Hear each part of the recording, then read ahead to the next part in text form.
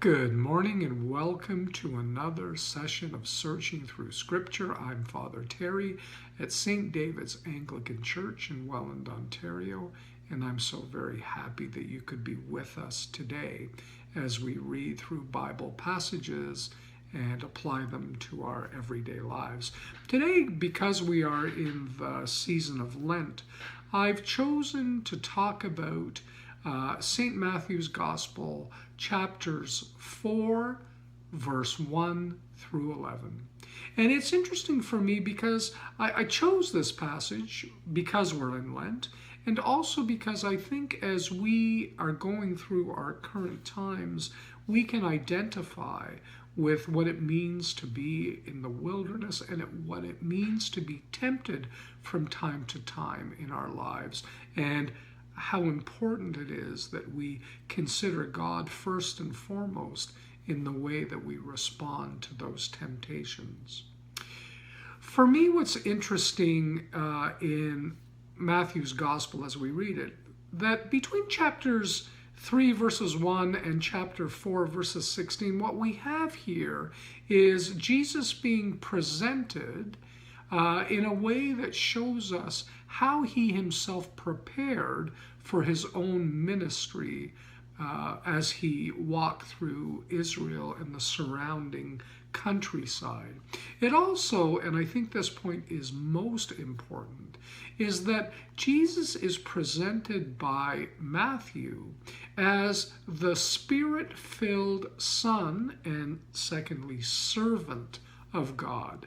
In this, we are shown that Jesus' response to God's will supersedes anything of his own desires, wants.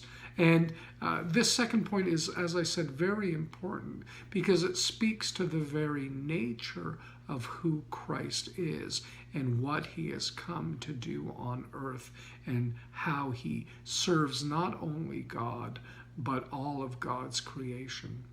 These truths that we find in the Gospel of Matthew will be demonstrated through Jesus' own unwillingness to put himself ahead of God's will, even though he could.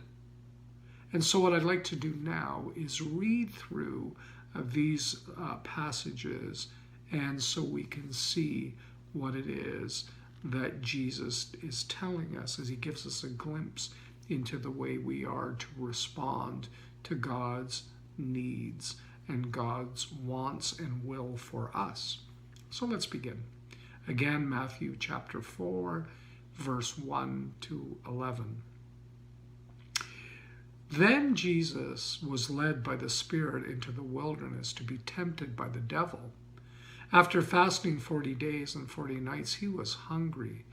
And the tempter came to him and said, "If you are the Son of God, tell these stones to become bread." Jesus answered, "It is written, man shall not live on bread alone, but on every word that comes from the mouth of God." And then the devil took him to the holy city and had him stand on the highest point of the temple. "If you are the Son of God," he said, "throw yourself down, for it is written, he will command his angels concerning you, and they will lift you up in their hands, so that you will not strike your own foot against the stone." Jesus answered him, "It is written, do not put your Lord our God to the test." Again the devil took him to the very high mountain and showed him all the kingdoms of the world and their splendor. "All this I will give to you," he said, "if you will bow down and worship me." And Jesus said to him, "Away from me, Satan, for it is written, worship the Lord your God and serve him only." Then the devil left him, and the angels came and attended him. So let's set the scene here before we discuss what it is exactly Jesus is telling us. We can imagine that as he traveled through the desert for 40 days, he must have been weakened and vulnerable. And it is in that time when he is weakest and most vulnerable that the tempter comes to him and asks him to satisfy his own needs rather than to be faithful to God and to what is pleasing to God. In the first test, Jesus refuses to satisfy his own hunger, even though we know that he would be able to do that.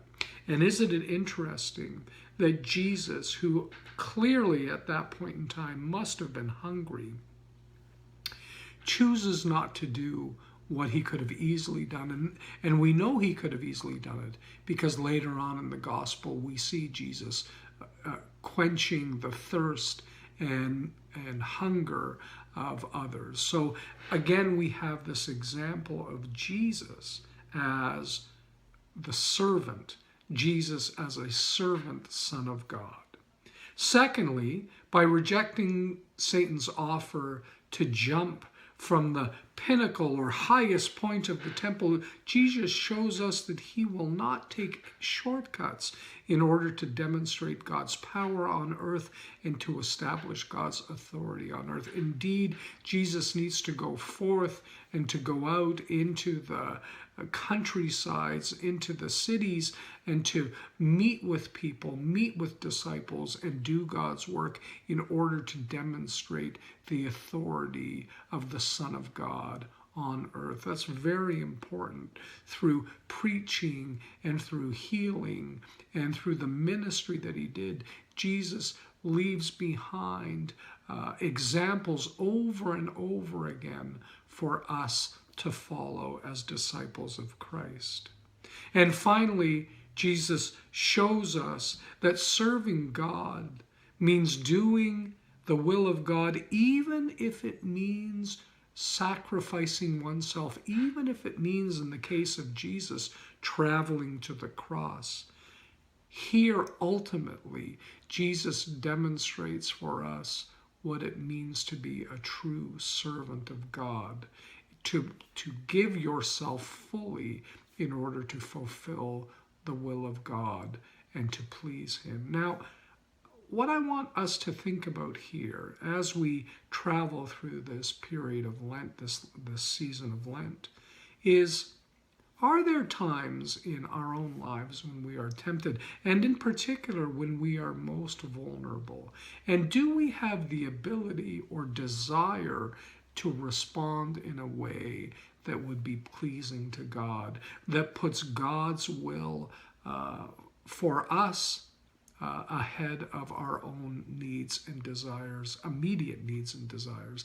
And it was interesting because, my wife was listening this week to a podcast in which the story of Abraham was being discussed. And there was an interesting line that was used in it, and I want to read it to you. It says, "Love God first and then love everyone and everything else for the sake of God." And as I thought about that particular line, I thought about today's story. I thought about the life and ministry of Jesus, and I thought about what it calls us to do as Christians each and every day.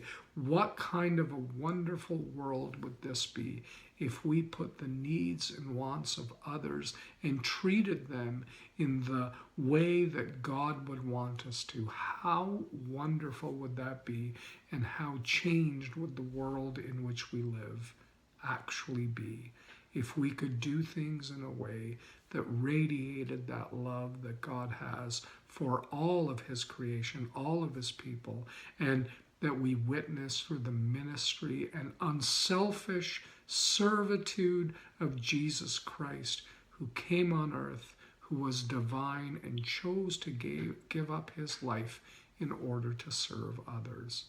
May God bless you, keep you safe, and I hope you have a wonderful, wonderful week. Look forward to seeing you again next week as we search through Scripture together.